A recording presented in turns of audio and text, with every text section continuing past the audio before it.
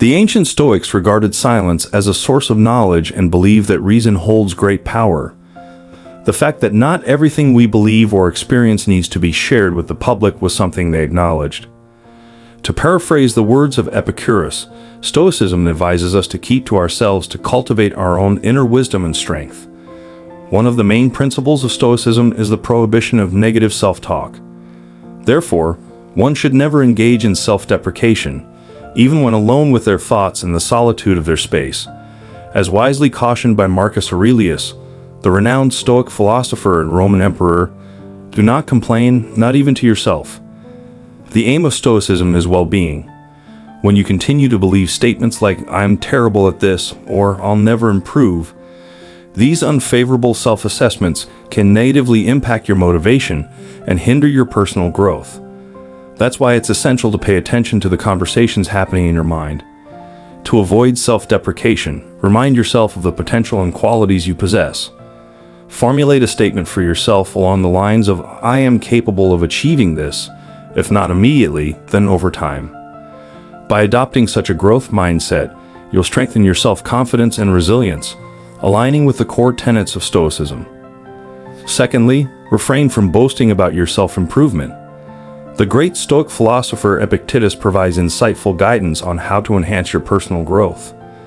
He advises that when we regard ourselves as individuals, we should do so with humility and caution. This implies that we should avoid public declarations of our efforts and achievements before the whole world. Instead, we should ensure that our behavior serves as genuine evidence of our development. Essentially, Epictetus underscores that the process of self-improvement should be a personal journey, undertaken for our own benefit, and seeking recognition from others may diminish the sincerity of our intentions. This closely resembles the idea of disclosing our goals before even achieving them, which can unintentionally lower our level of motivation and dedication. As the old saying goes, actions speak louder than words. This is what Epicurus urges us to adhere to. Real progress isn't grand statements we make, but rather the specific changes we exhibit in our behavior, character, and thinking.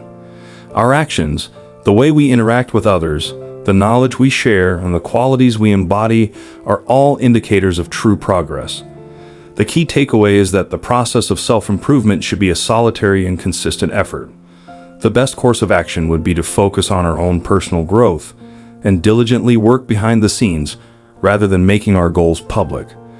By doing so, we make it possible for our results to shine effortlessly and inspire others with modesty and moderation. It's crucial that our actions and results speak for themselves, as this is the most genuine and impactful approach to motivation and influence within our immediate circle. Secondly, let's not be gluttonous. One of the most renowned Stoic philosophers, Musonius Rufus, provides insightful insights into the importance of moderation in all our eating and drinking habits. His wise counsel emphasizes that excessive indulgence can lead to negative consequences, such as increased mental and physical obligations, as well as quicker accumulation of fatigue. The philosophy of Stoicism places great emphasis on the value of self-control and discipline as key elements to success in our lives. This underscores that the virtue of moderation is not just a suggestion, but rather a vital concept to actively pursue and embrace. Imagine a swinging pendulum with excessive pleasure on one end of the spectrum, including overeating or overdrinking. Such behavior may bring short-term satisfaction, but in the long run, it can lead to physical discomfort, health issues, mental anguish due to feelings of guilt or regret caused by our actions. By analogy, excessive alcohol consumption can distort judgment and deprive us of self-control. On the other end of the spectrum, there is also the phenomenon of strict limitation or abstention, which can evoke feelings of deprivation and dissatisfaction. Paradoxically, this may even intensify the desire to indulge in excess in the future. The wisdom of Musonius advises us to find a balance in the middle. The key to success in moderation is to derive pleasure from things until it leads to a sense of satisfaction, rather than overloading to the point of discomfort. Instead of consuming excessive doses, we should derive pleasure from our actions in a way that enhances our impressions rather than spoiling them. The philosophy of Stoicism, embodied by Musonius, tells us that moderation is not just a virtue in relation to food and drink, but a universal ideal that can be applied to all aspects of our lives. By practicing moderation, we develop self-control and discipline, which are not only beneficial but necessary for achieving success and maintaining a happy life. It is important to remember that moderation is an integral part of the larger symphony called life. It helps harmonize our actions and ensures a more enjoyable and balanced journey. It is also worth avoiding excessive verbosity. The ancient philosopher Zeno, considered the father of Stoicism, shared this important principle, which remains relevant to this day. You have 2 ears and 1 mouth, so listen twice as much as you speak. We must take this seriously in our current times, where the demand for attention seems higher than ever. It's important to heed the wisdom offered by Zen. Disorder often arises from social media, meetings, and ordinary discussions where people struggle with effectively conveying their opinions. On the other hand, in our efforts to express our ideas, we often overlook the incredible importance of listening attentively and actively participating. When you listen to someone, you give them your full attention and tune into their words, feelings, and the unsaid, an art that requires not just the absence of noise but respect, a priceless gift you give others when you listen. The fact that you have done this means that you value the speaker's opinion, emotions, and experiences. In a world where many lack the skill of listening well, being a good listener sets you apart and demonstrates your ability for empathy and insight. Listening creates an environment where genuine relationships can thrive. When people feel listened to, understood, and valued, it leads to stronger connections and improved communication. As a good listener, you can enhance relationships, foster collaboration, and build trust, whether in personal or professional contexts. Furthermore, listening gives you the opportunity to gain new knowledge and develop your skills through active engagement with what others say. You can acquire fresh perspectives and ideas without overly fixating on the future. One of the most important lessons we can draw from Stoic philosophy is about the future. All the great Stoic philosophers, including Epictetus, remind us that there are certain aspects of life that we simply cannot control. Preoccupation with what is beyond our control, such as events that may occur in the future, events that already happened in the past, or the thoughts and actions of other people, can cause unnecessary stress and suffering. Epicurus, the philosopher, emphasized that the key to true pleasure lies in letting go of our obsession with circumstances beyond our control in pursuit of happiness. He was known for saying there is only one way to happiness, and that is to cease worrying about things that are beyond the power of our will. This philosophical understanding can be grasped by considering the following explanation. Firstly, acknowledge the boundaries of your control. At the same time, it is important to recognize that you cannot control every aspect of your life. There are certain events that simply lie beyond your control, and worrying or being anxious about them will not change this fact. Your ability to influence external events, the actions of other people, or the unpredictability of the future, for example, is not within your control. Focus on the present moment. Stoicism urges us to focus on the present, rather than dwell on the past or worry about circumstances that may arise in the future. Within the current moment, you have the opportunity to act and make decisions. When you exert effort right now, you have the chance to positively shape your future.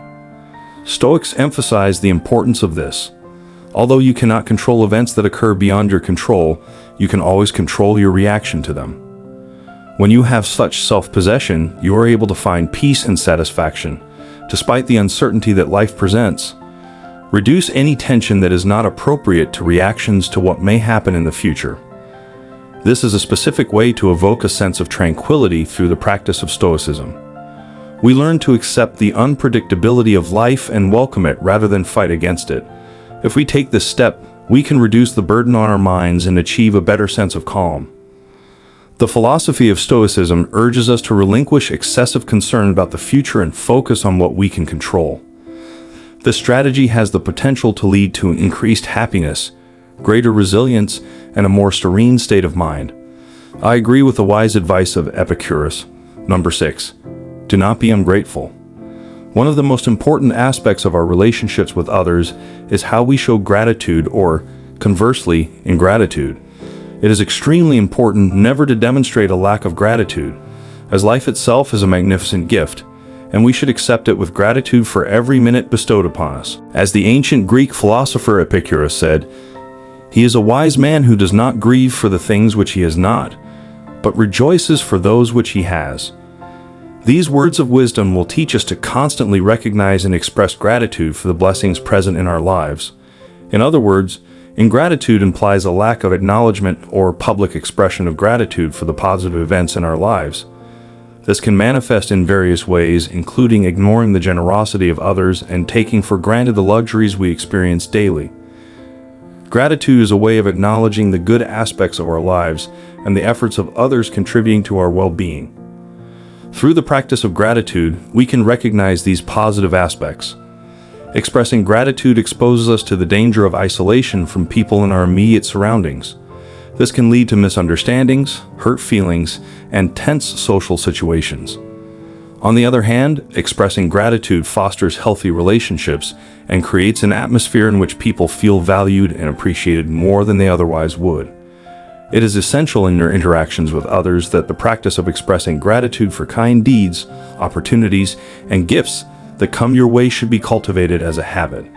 By doing so, you will not only develop excellent relationships, but also enhance your life by noticing the beauty and kindness around you.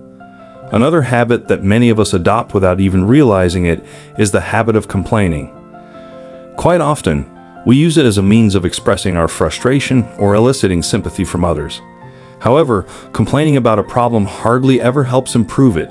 Instead, it tends to bring negativity into our lives and the lives of those around us. According to the wise words of the philosopher Marcus Aurelius, a happy life requires very little. It all lies within you and your way of thinking. In other words, our happiness primarily depends on our attitude and how we choose to interpret and react to the environment around us. Why complaining doesn't help? In many cases, complaints become futile and in turn often lead to feelings of helplessness and victimhood. This reinforces the idea that we have little control over the situations we find ourselves in, which can result in increased stress and dissatisfaction. Furthermore, constant grumbling can be detrimental to our close relationships. People around us may experience emotional exhaustion as a result, and over time, they may lose motivation to offer support or companionship. Complaints tend to spread negative energy, which can be contagious. Conversely, the power of optimism can have a transformative impact on our lives. This entails refraining from complaints and instead focusing on the positive aspects. By doing so, you redirect your attention towards seeking solutions, which is beneficial for your mental health. It reduces stress, increases emotional resilience, and enhances overall well-being. Emitting optimism can have a positive effect on the quality of relationships. Making a conscious decision to refrain from complaining can strengthen your social connections and foster more meaningful relationships. Complaints are often a common way to distract oneself from taking action, which can lead to increased productivity.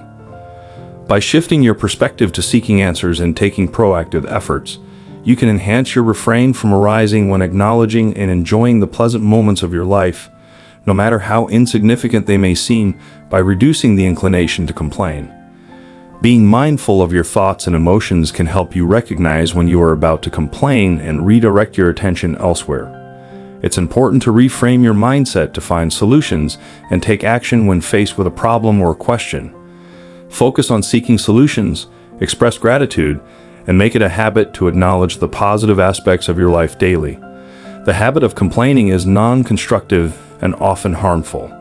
You can take steps to live better and more fully by adopting a more optimistic and solution-focused mindset.